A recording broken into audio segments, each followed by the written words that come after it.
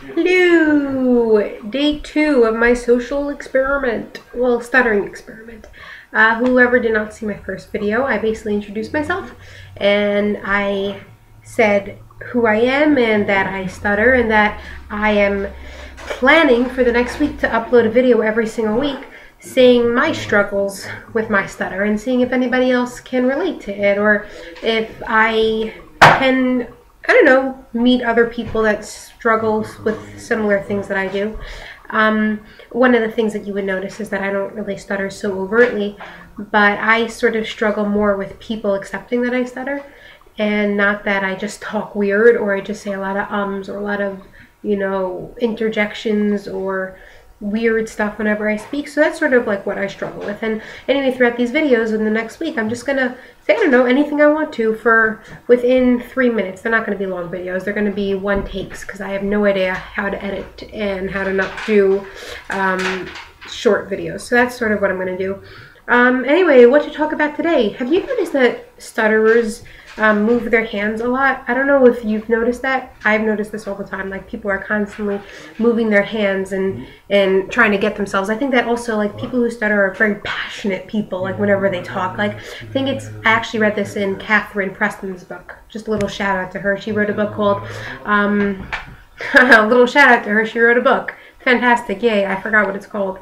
Anyway, Katherine Preston, she's a person that stutters, and she wrote this fantastic book about her journey.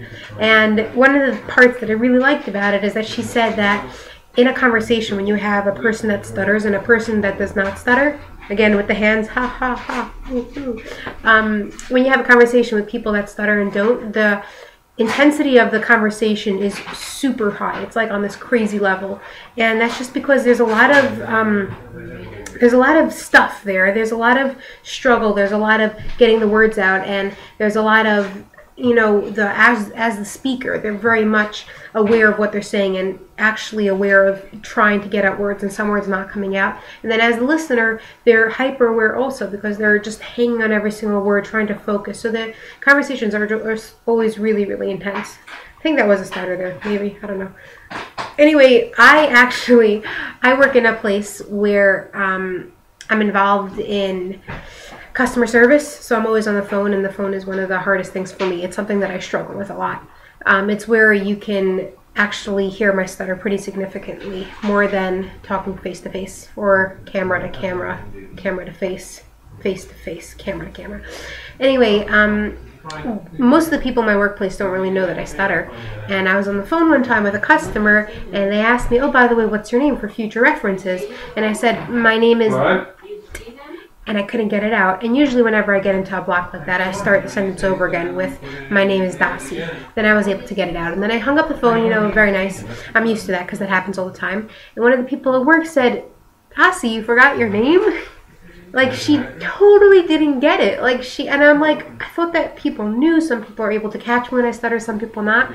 So she thought that I forgot my name. So I'm like, thinking to myself, she just thinks I'm dumb. A person that forgets their name, they're like, who forgets their name?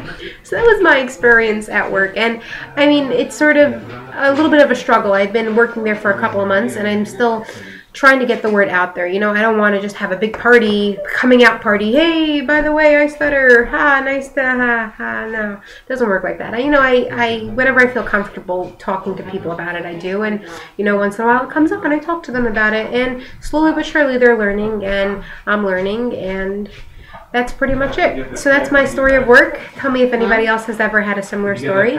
And hopefully I will see you tomorrow. Bye-bye.